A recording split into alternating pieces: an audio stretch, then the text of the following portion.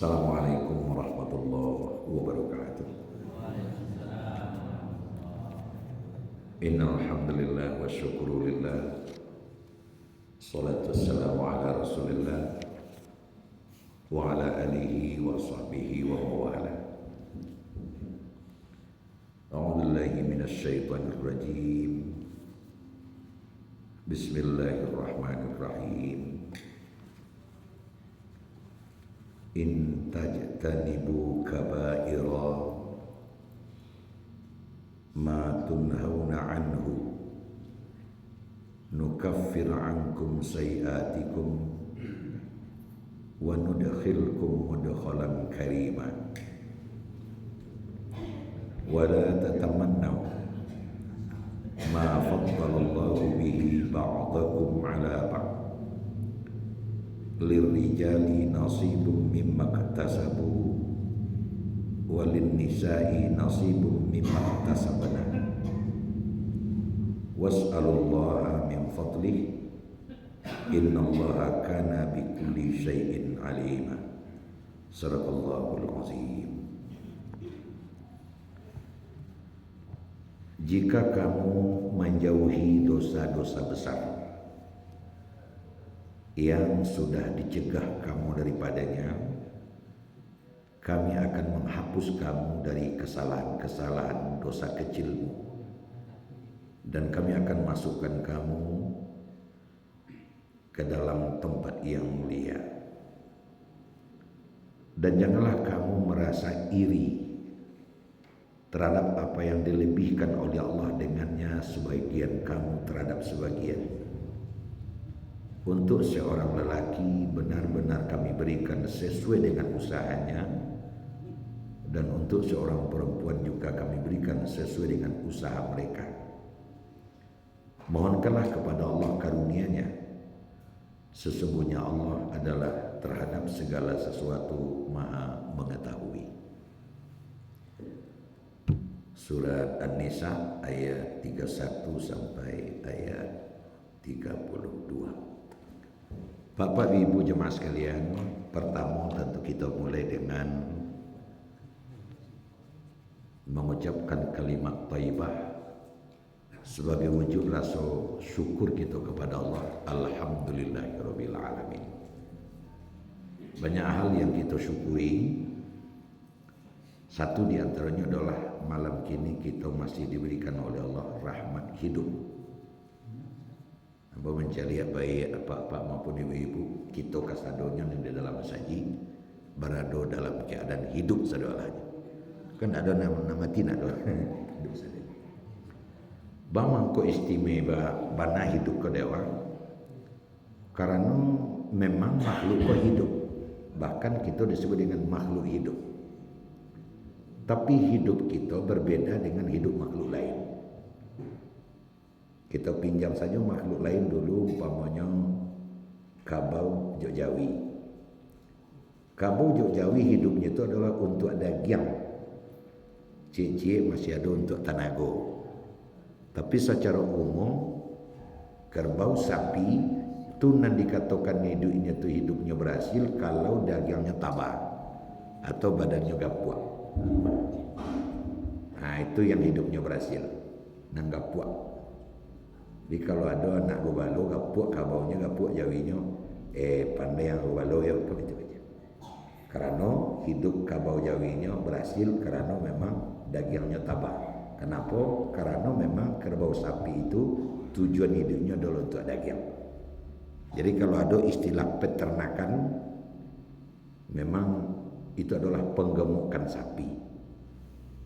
Nah, itu pasti itu.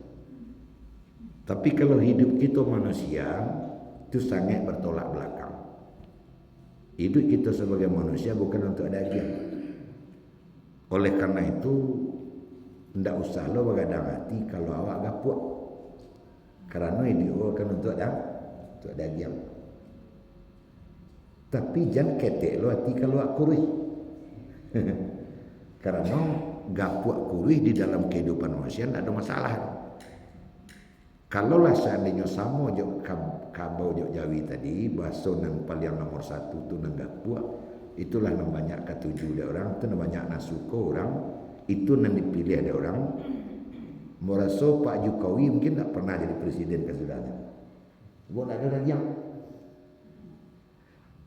Tapi kalau Pak Prabowo boleh lah, tak ada yang.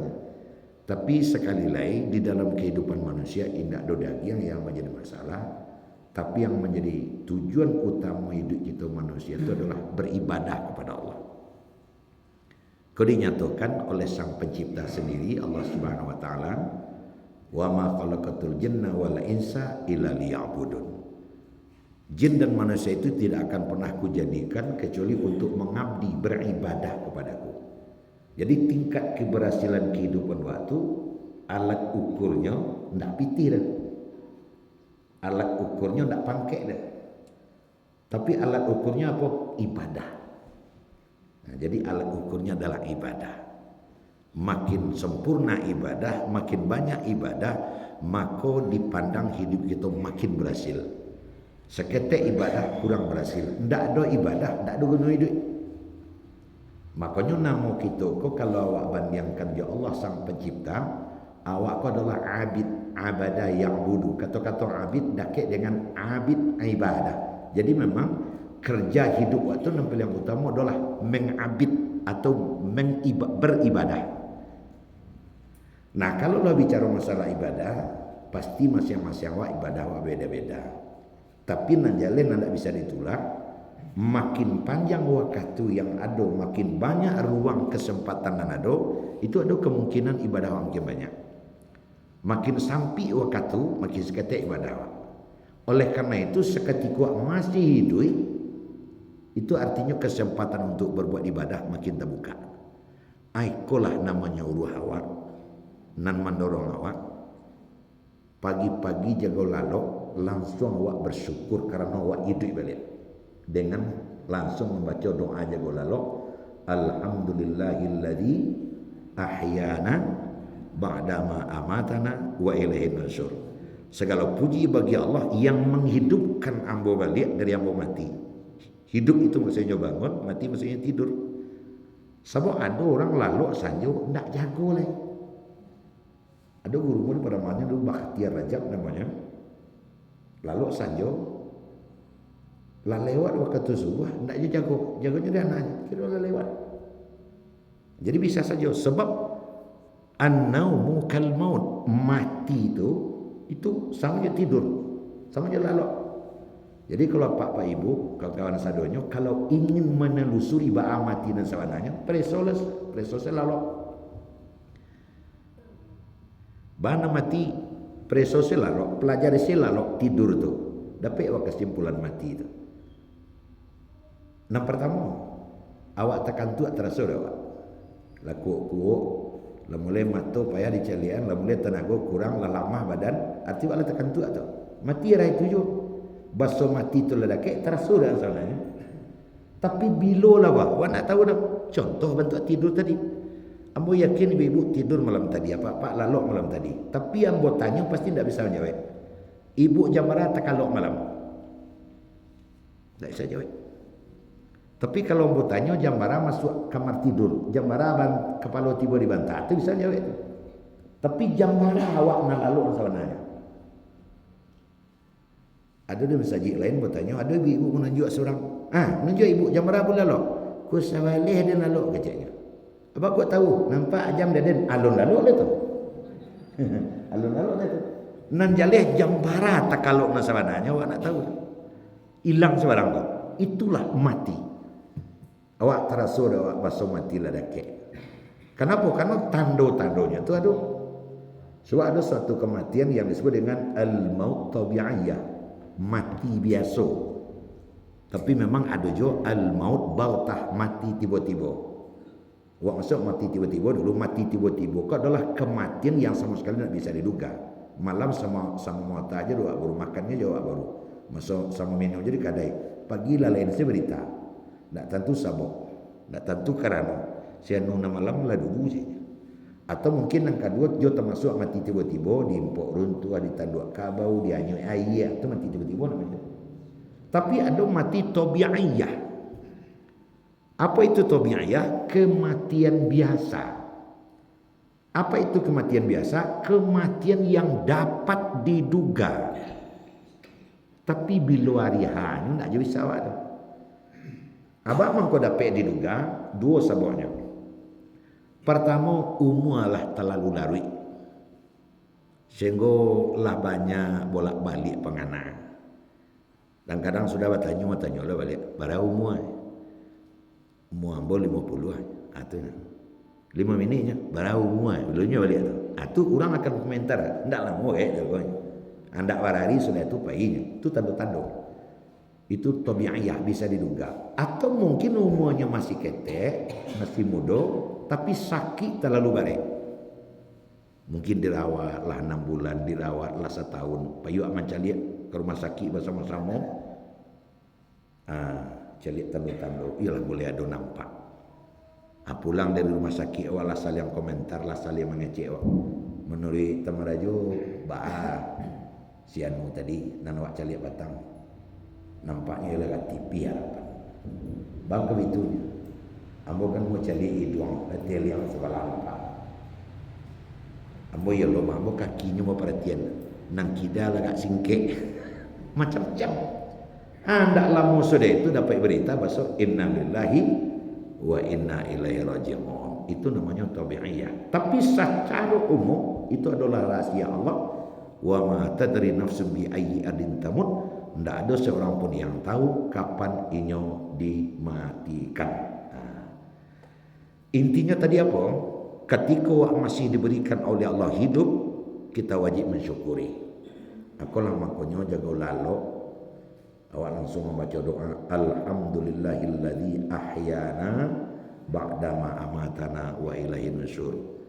Kalau Buya Hamka menyebut itu, umat Islam yang bangun tidur tidak membaca doa bangun tidur itu keterlaluan. Bako keterlaluan. Itu ia balik tak syukuri tu. Makanya alhamdulillahilladzi ahyana ba'da ma amatana wa ilaihi nusyur. Di qado awak di dalam saji nak lupa macam pergi tadi, ini saya baca ini saya baca alhamdulillahilladzi ahyana ba'da ma amatana wa ilaihi nusyur. Nak dapat alhamdulillahirabbil alamin. Laita jago balik. Itu nak syukuri terutama malam ini. Kemudian kita berselawat kepada Nabi kita Muhammad sallallahu alaihi wasallam. Bapak Ibu yang hormati, kaji awak kini perjalanan panjang kehidupan itu judulnya. Perjalanan panjang kehidupan awakku ada 2 tahap. Tahap dunia, tahap akhirat. Kalau nanam dunia itu mah mulai dari awak lahir, kemudian nanti ditutup dengan suatu peristiwa namanya kematian berupa perjalanan sebentar. Itu tahap pertama. Nah tahap yang kedua kita kembali dibangkitkan.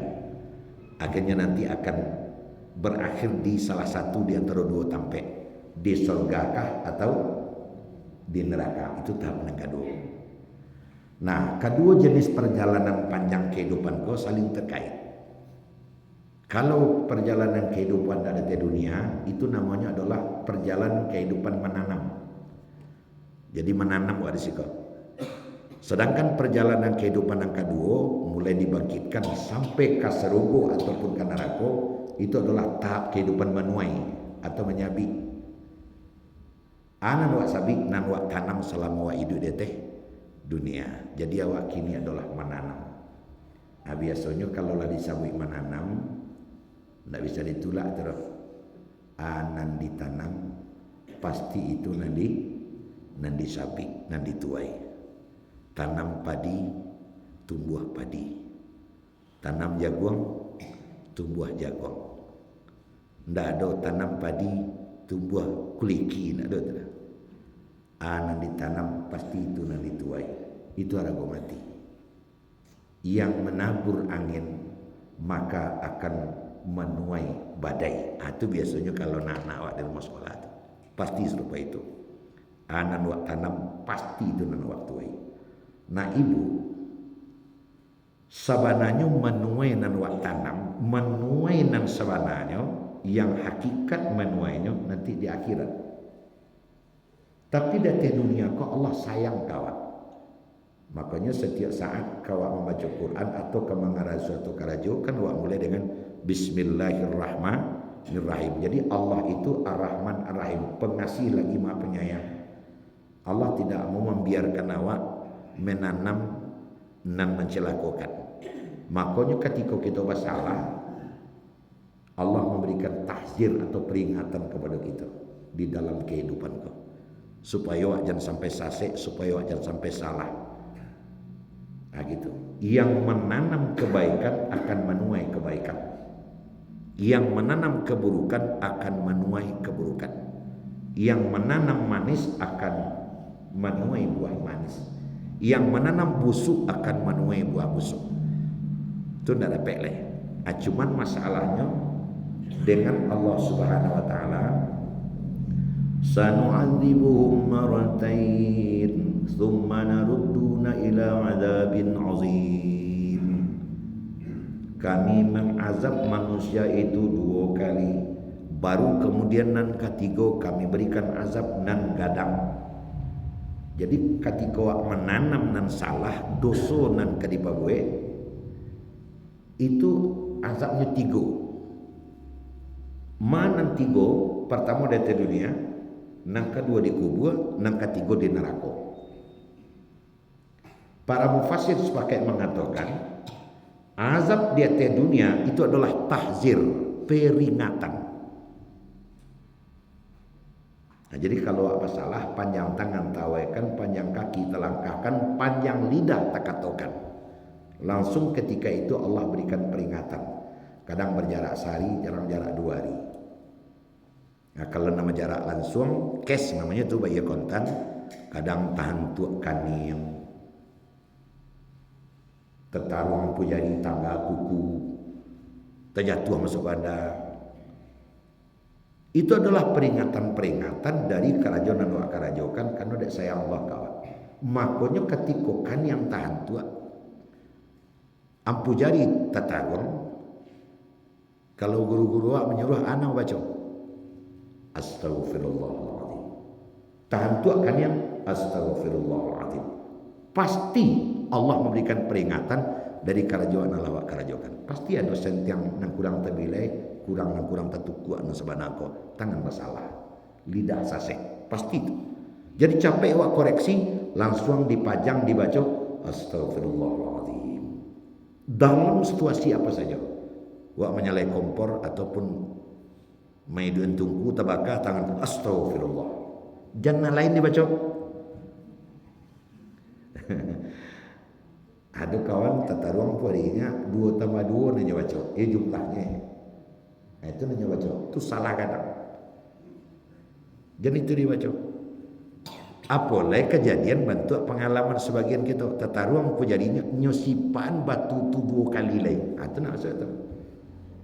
Jadi kalau seandainya kita berikan peringatan oleh Allah bantu yang saya sampaikan tadi, nan kali baca adalah Astaghfirullahaladzim. Nah, kalau kita sudah membaca Astaghfirullahaladzim, awak tengok itu, habis sudah suat sekali, dan kita tidak akan mengulang. Nah, kalau ketika kita bersalah bantu yang saya sampaikan tadi, hendak awak baca Astaghfirullahaladzim, sehingga dosa tetap ada, dikuburkan yang azab Allah sekali lagi. Nah, kalaulah kan yang azab di kubur mesti diteruskan di neraka. Sebab kubur itu bisa menjadi hufrah min hufarin nira. Dia bisa menjadi liang dari liang neraka. Ibu dan bapak, nah sebenarnya poin yang kau kaji di dalam kehidupanku adalah utang pasti dibayar, piutang pasti diterima. Apalagi kalau berhadapan dengan Allah Tuhan yang Maha Kuasa. Tangan mencancang pasti bangunan memigua. Fasiru fil fanzuru kaifa kana akibatul mukadzibin. Berjalanlah bumi, bacalah sejarah baik dulu maupun kini. Wak baca umpamanya Firaun, baralah kearogan sombongnya Firaun sampai berkuasa. Rasul-rasul nak kadu orang bisa mengalah wale. Sehingga tingkat kearogansian Fir'aun sampai kepada puncak, bukan saja menjelma menjadi orang paling baga, bahkan mengakui diri sebagai Tuhan. Ana rabbukum, saya Tuhanmu. Memang tak taluk orang pak. Membunuh anak lelaki, membiarkan hidup anak perempuan. Inna ala fil ardi wa ja'ala ahlaha syi'a. Fir'aun berbuat semena-mena di bumi, menjadikan penduduknya pecah belah. Tapi ujungnya apa? Utang dibayar, piutang diterima. Tangan mencacang bau mikul. Allah membalas. Sehingga ditenggelamkan di Laut Merah. Fir'aun tidak bisa berbuat apa-apa. Itu Fir'aun. Qarun juga demikian. Hai Qarun, aratola banyak, tolonglah sedekahkan kau orang nampatui. Apa jawab Qarun? Wa ma utitu ala ilmin indi. Sedekah aja anggo. Ada muka dapat dan ratus sebanyak aku dia pandai. Dan hebat. Manga sedekah-sedekahkan ke bagian kawan-kawan tu ndak malih dia ndak dapat dia malih dan ndak pandai. Dia muka dapat tampuk dia pandai. Tak bisa kecilnya. Dia sangat sombong dengan rahmat Allah, tak mau mensyukuri. Akhirnya Qarun ditelan oleh bumi bersama dengan hartanya. Tak bisa bumi apa-apa. Itu nanti tulis di dalam Al-Quran. Nah ibu-ibu, banyaklah Qarun-Qarun baru, Fir'aun baru yang nasibnya sama itu. Nang skalanya kadang, puluh, nang skalanya ketek puluh. Mungkin panang Jawa dilayangkan, panang Nakek ditukirkan sekali yang awal. Nama orang tak boleh sabui. Sian ubah aku itu, sian ubah aku itu, sian ubah aku itu. Rato-rato kitab Allah itu terbukti. Utang dibayar, piutang diterima. Allah sudah menyanyikan seperti itu. Innallaha la tukhaliful mi'ad. Allah tidak pernah mengungkiri janjinya. Nah, kan seperti itu. Nah, oleh karena itu, ambo yakin kita nak berada dalam masaji, barangkali tidak perlu benar kita musyawarah untuk mencari kesepakatan. Boleh ialah pasti kapamuluh, boleh kata pelah pasti kamu pakai, nanawa kesepakai masuk surga saudara. Lah pasti itu. Tak kado awak berbeza pendapat tentang itu dah. Oleh karena itu sejak dari kini awak rintis jalan menuju ke situ. Awak pemurah kaji kan. Untuk itu asajo nah harus dipersiapkan supaya awak boleh masuk surga. Sebenarnya dua syaratnya. Pertama syarat untuk masuk surga itu ada ibadah. Itu syarat pertama, ada ibadah. Nang kedua bersih dari dosa. Nah masuk awak dulu kepada ada ibadah. Ada orang ketika disabui ibadah nantakana sumbayang cie saja.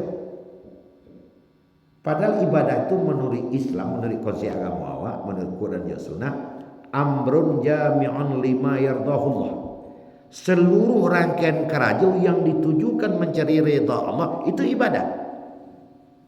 Nah, sehingga ibadah itu secara umum ada ibadah itu yang sifatnya mahdhah, ada yang ghairu mahdhah atau amal. Apa itu mahdhah? Ibadah yang diturunkan di dalam agama ada tata cara melaksanakannya. Masuk sembahyang cik ke dalam. Masuk puasa, masuk haji, masuk zakat. Ada cara melaksanakannya. Sah dan tak sahnya ibadah sesuai juga cara. Kalau panu langkuk syarat rukunnya sahnya. Masuk sembahyang sana. Nah, itu tak perlu dikaji lagi. Tapi ada ibadah yang ghairu mahdhah yang tidak ditentukan caranya. Tapi nya ada. Contoh menuntut ilmu itu ibadah tu. Cuman baca cara menuntut ilmu tidak pernah ditunjukkan dalam Quran kan. Boleh menuntut ilmu tu raja ke alam takambang jadi guru. Boleh di sekolah ada bangku ada meja. Boleh bantu mendengar ceramah kini kok. Jadi kita sedang beribadah kini kok. Bahkan sedang wak karajukan kok ibadahnya istimewa kalau dalam agama awak. Kok pak bibu orang tibu kok nak tanggung-tanggung apa? Nak tanggung-tanggung. Man kharaja fi talabil ilmi fahuwa fi sabilillah hatta yarja'. Sianan pai menuntut ilmu dari rumahnya, inyo akan dihukum fi sabilillah sampai pulang. Jadi kalau seandainya ada di antara awak berangkat dari rumah tadi sampai pulang nanti sudah isya, ada awak nama nikah, syahid di sisi Allah itu. Karena apa? Karena kedua awak fi talabil ilmi, menuntut ilmu. Syahid itu. Jadi kalau ada nama nikah kini syahid. Jadi untuk syahid kon tak lo harus memikul senjata berangkat awak ke Palestina melawan Israel Zionis, tak lo perlu itu benar. Itu baik bagi orang yang mampu salah. Kalau anak lama saji kun tak ada takah pak dah buat celah dah. Nang kemiku senjata lainnya jam ikut nak tibu senang wak lapai. Nah, ini dia. Itu orang tertentu salah ke situ. Jadi kita sekarang sedang mengajarkan ibadah. Khairus sa'ah fi talabil ilmi. Sebaik-baik ilmu adalah sebaik-baik waktu adalah waktu menuntut ilmu. Ndak saketek pahala buat gini dah. Itu tu. Nang kedua. Tadi solat maghrib. InsyaAllah salat isya berjamaah. Apalagi subuh. Apa cik Nabi? Orang yang mementingkan solat jamaah di masjid itu dilipat gandakan pahalanya. Di dalam agama solat lima itu dibagi 3 tu. Zuhur, asar, maghrib itu sekabek. Isya cik, subuh cik. Di bidang apa je dibagi ganjaran pahalanya. Yang solat jamaah zuhur asal maghrib di masjid itu pahalanya 1 kali solat sama dengan 27 kali 27 kali lipat. Jadi Rasulullah mau kata 27 kali lipat itu adalah zuhur asal maghrib. Yang isya yang isya sebentar lagi solat isya. Yang solat isya berjamaah di masjid pahalanya dilipat gandakan hampir 2 kali lipat nan tadi 51 kali lipat. 51. Yang solat berjamaah subuh di masjid. Ikut nak tentang apa? Maka pahalanya dilipat gandakan menjadi 121 kali. Kena tentang itu. Makanya ini adalah ibadah. Adalah ibadah. Apalagi ibu, inti dari seluruh ibadah yang awak karajokan itu kan taqarrub ilallah. Makanya malaikat disebut dengan muqarrabun, makhluk yang paling dekat kepada Allah. Apa jalan bypass atau jalan tol yang murah awak lakukan untuk dekat kepada Allah? Kalau jalan tol supaya dekat kamu, acok datang ke rumah kamu. Kayaknya betul. Sama, kalau ingin dekat dengan Allah, Tuhan yang Maha Kuasa, acok datang ke rumahnya. Rumahnya ini dia, ini Baitullah namanya. Makanya apresiasi, terima kasih, alhamdulillah kepada kita nanti setiap mau pulang, hampir orangnya itu saja. Sudah ditakdirkan oleh Allah. Sekali lagi kita membaca alhamdulillah. Kita sudah tercatat orang yang taqarrub ilallah, dekat kepada Allah. Ini buatlah ibadah sebanyak-banyaknya. Termasuk ibadah-ibadah yang lain. Nah, ibu, siang wak babiari, malam wak babi minyak, anan wak karjokan, anan wak usahakan. Tentu seluruh usaha wak ingin lancar. Teman ambo bakarajo di Kanwil Kementerian Agama Kalimantan Selatan. Biasa yang beliau lakukan Jumat sore pulang karena Sabtu Minggu libur. Jarak dari kantor atau di kantor Kanwil ke rumahnya itu bauto kurang lebih 1,5 jam. Jadi bentuk gunung Padang lah atau Sangka Padang lah. Kali itunya lah balik ke kantornya berangkat dari rumah pukul 9 malam karena besok di Senayan. Anaknya ada 3, inya 2, jadi 5, termasuk supir seorang berenam. Sebelum berangkatnya lah nasihatkan ke supir, "Pir, kilometer sekian beko, di situ air agak dalam, akan hujan, jalannya agak rendah. Tolong hati-hati tiba di situ, jangan kencang." Malah dinasihati sejak dari awal aja nagas beko. Siapa aja. Dia tahu tu. Namanya supir tentu bang kedapet capek tibo kan itu. Hampir tibo dari ke air dalam dan disampaikan dan dua samanya tadi. Nyo caliak penumpang kira serang makaruh sadanya. Nyogas tadi tu. Baru serang makaruh sadanya. Memang betul. Nyogas ada Allah. Woi. Lias setir tadi. Akhirnya jatuh masuk jurang. Jatuh masuk jurang. Tapakiak jago. Ada rumah orang dua sini. Datang orang. Diselamatkanlah ada orang itu. Dibawanya ke rumahnya ada Getsemani. Seorang pun tidak ada yang tergores, yang terluka. Padahal tolong mendekati kakinya. Nah setelah minum, setelah sadar, anaklah rantok lo dari mana ni, mengeceklah orang nanti kat situ. Pak, ibu, dan kasih doa lahnya, ucapkanlah alhamdulillah. Karena sejak dari pagi tadi, oto apa ko lah 6 katigo jatuh risiko. Nampak pak tu badan oto, pak katigo. Oto nang kadua na jatuh tadi pukul setengah ape tu pak. Balimo mati kalimuanya. Oto nang pertama tadi batigo rumah sakit badu. Nang seorang lalu. Apa baranam dia teh jan kemati gores sendak dah. Bacalah alhamdulillah. Ia nyoba bacalah alhamdulillah rabbil alamin. Tapi kira kawan aku. Betapa rahmat yang besar diberikan oleh Allah kainyo. Jo supirnya, jo orang rumah, jo anak, banyak barandam dua waktu itu nyepikir. Allah konan menyelamatkannya. Nyepikirlah balik, review lah balik. Mulai dari barangkek sampai terjatuh amal ibadah yang nyokan. Tekanan ada nyoba. Baru keluar dari rumah berjalan 2 kilo singgah ke pom bensin. Kalau di pom bensin sama juga negara awak kadang orang jual pisang, orang menjual nane, jual lape, menjual limu mani. Bukan hanya sekadar itu, ada orang nama bawa kotak mensaji, minta sedekah, takana ledenya. Basonya baru tiba di pom bensin, orang nanti tiba pertama kali kau tahunya adalah orang yang menjalankan kotak, nyawa sedekah 20.000. Itu nantikan adanya.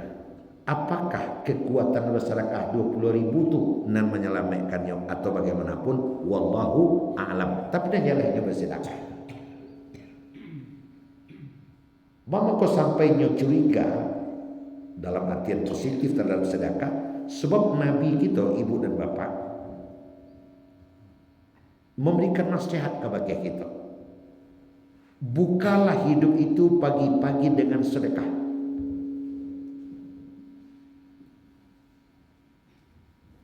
Nyo ada 3 dan suruh dan Nabi juga lalu tu kan. Iko saya tak bawa pulang malam ini, alhamdulillah kalau tak baik ilmu. Begini lu tahu. Pertama kecek Nabi jago lalu buka hidup dengan sedekah. Jadi sedekah awak pagi itu tidak ditentukan besarnya. Muatu jadi itu. Satu jadi itu. Ndak lo perlu 50.000, perlu ikhlas. Ndak lo perlu 100.000, 1.000 jadi. Bukalah hidup dengan sedekah pagi itu. Yang kedua, bukalah hidup dengan meniatkan dan mengiktikadkan di dalam hati awak, kira-kira nan hari kini sianang kamu lapangi, sianang kamu tolong, sianang kamu lapangi, sianang kamu tolong. Itu nang kamu, sianang kamu lapangi, sianang kamu tolong. Itu bukan nang kamu dalam kehidupan awak.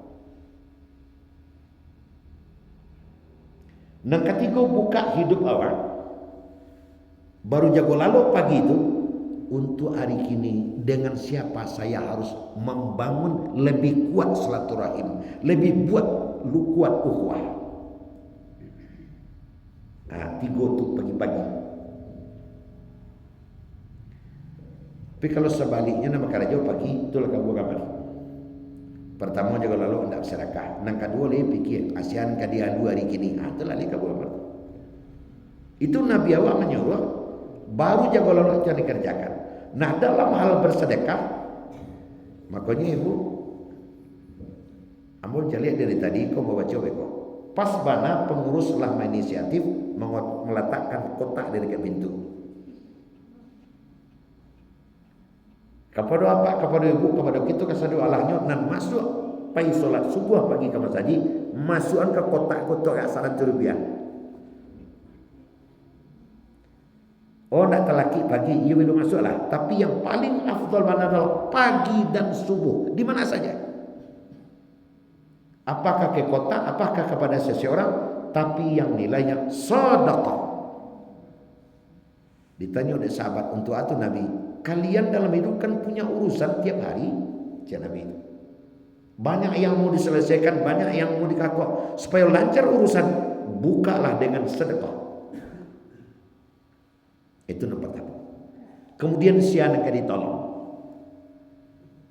Siapa akan dilapangkan? Siapa yang akan dilapangkan? Kalau sedekah kan lapis saja. Siapa yang akan dilapangkan? Walaupun beko nang kawak lapang itu berbentuk menolong orang butuh menyembarangi jalan. Alah. Dorang butuh to banyak. Turun wak dari otowa, turun wak dari ondawa, atau baranti awak, pacian tangan gaya tadi, habis apa tolong. Lalu dua belah tu. Itu niat kita pagi-pagi subuh. Kemudian jauh siap ukhuwah nang kawak pada dalam. Aku ada kawan minum, awak bayar.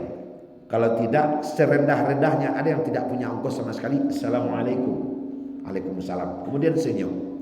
Itu pagi akan dijawabkan. Dalam rangka memperbanyak ibadah tadi. Sehingga syarat untuk masuk surga yang pertama dapat kita lakukan. Baiklah, yang kedua, bersih dari dosa kan begitu.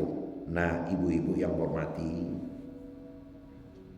kenapa setiap sesudah sholat setidak-tidaknya kita disuruh membaca istighfar 3 kali? Astaghfirullahaladzim, astaghfirullahaladzim, astaghfirullahaladzim. Tagak pailah setidak-tidaknya.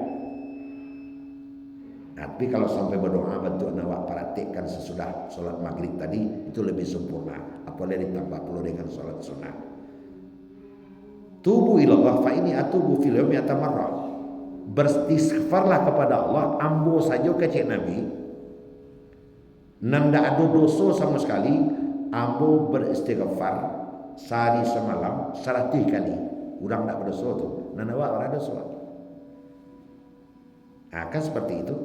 Nah ternyata ada jalan tol celek. Akulah dia yang dan wasawikan tadi. In tajtanibu kaba'ira ma tunhauna anhu nukaffir ankum sayiatikum. Allah menjadi. Sungguh jika kamu menjauhi dosa-dosa besar yang kamu dilarang mengerjakannya, maka Allah akan menghapus dosa-dosa kecil kita. Jauhi dosa-dosa besar, dosa kecil awak akan dihapus oleh Allah. Jauhi membunuh, jauhi syirik, jauhi meminum minuman keras, jauhi berjudi, jauhi tenung, jauhi memakan riba. Kalau dosa-dosa besar itu sudah kita jauhi, wa membaca istighfar 3 kali sudah sembahyang akan menghapus dosa-dosa kecil kita. Akan balik juga kena tadi dan sebenarnya. Bagaimana setiap saat kita membaca istighfar astaghfirullahaladzim dan memelihara diri dari dosa-dosa besar. Jangankan kamu ngarajukan dosa gadang, hendaknya dosa-dosa gadang itu kita benci dan sama sekali kita lipat dan kita tidak mengerjakannya sama sekali. Membunuh kali tidak, alhamdulillah. Meminum minuman keras kali tidak, alhamdulillah. Perpatungan syirik menyembah selain Allah kali tidak, alhamdulillah. Jauhi, benci, maka dosa-dosa kecil akan hapus dari diri awak. Sebab apa ibu? Dosa ketek kau banyak mana awak karajuan? Ini dosa ketek. Kalau Imam Al-Ghazali mengatakan tu Pak, dosa ketek kau ismul aqta, dosa-dosa anggota. Dosa mata, dosa telinga, dosa hidung, dosa kaki tangan, dosa kaki. Kadang pukul 7 pagi sudah dosa 3. Tapi dosa ketek. Umpamanya sudah sembahyang subuh semua jalan pulang. Ni yo de tebeno ada dan kini ada piti kau gak 200 nak. De te gak sarimi sen ada piti ada soce. Sarimi ada zonanya kiri dak ada soce. Pi dosa ketek. Ah tiba di congkong tu ada anak-anaknya Pak. Kamu apa? Mampak dah. Dosa. Sarancak tu anak menyapu awak. Kamu apa? Mampak dah. Karena mencuri sana tu lari. Lah dosa. Kamu lari. Mampak dah mempreso lagi. Astagfirullah. Ngiri itu je.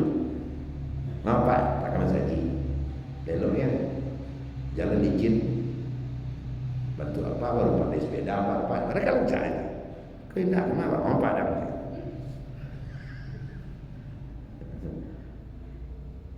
Kau sasek lo hanya punya. Kau umpamanya si Al mahal, apa dulunya lo ada apa boleh apa dibaliknya kalau dia. Itu. Tiba di rumah dia ambil disapu rumah. Lalu si Ani di laman baju baru lah ngecek lo dalam hati. Lah bantu itu baju lama enggak dalam hati wak saya. Hati gosok. Nah, memang enggak. Awak sama ngali-ngali surah. Inilah yang selalu kita beristighfar sesudah solat. Astagfirullahaladzim, astagfirullahaladzim, mengalawat. Akhirnya apa? Dosa kita no kafir, dihapus oleh Allah. Sehingga nanti cita-cita terakhir awak memasuki surga jangan tunai insyaallah terwujud. Tapi inti dari segalanya adalah al-hudur fil masjid. Perbanyaklah hadir di rumah ibadah ataupun di masjid ini. Karena qalbuhu mu'alakun bil masajid, orang yang hatinya tersangkut di masjid adalah taqarrub ilallah, orang yang paling dekat dengan Allah Subhanahu wa taala. Biasanya kalau ada hal-hal Allah akan memprioritaskan mendekatkannya. Awakna tujuh pasti orang dekat kau prioritaskan dulu. Utamuan dulu. Senu itu tamuan dulu nalendak lagi. Allah juga demikian. Jadi Bapak Ibu aku sangat berhati hati, alhamdulillah wirid kita tetap berjalan tarawih. Dan mudah-mudahan kita akan selalu dilindungi oleh Allah Subhanahu wa taala. Mungkin itu kasolok kepada subuh suat tibur situ hari pagi dewa katu isan dalam masuk maka mengaji langsung berhenti. Demikian banyak maaf. Assalamualaikum warahmatullahi wabarakatuh.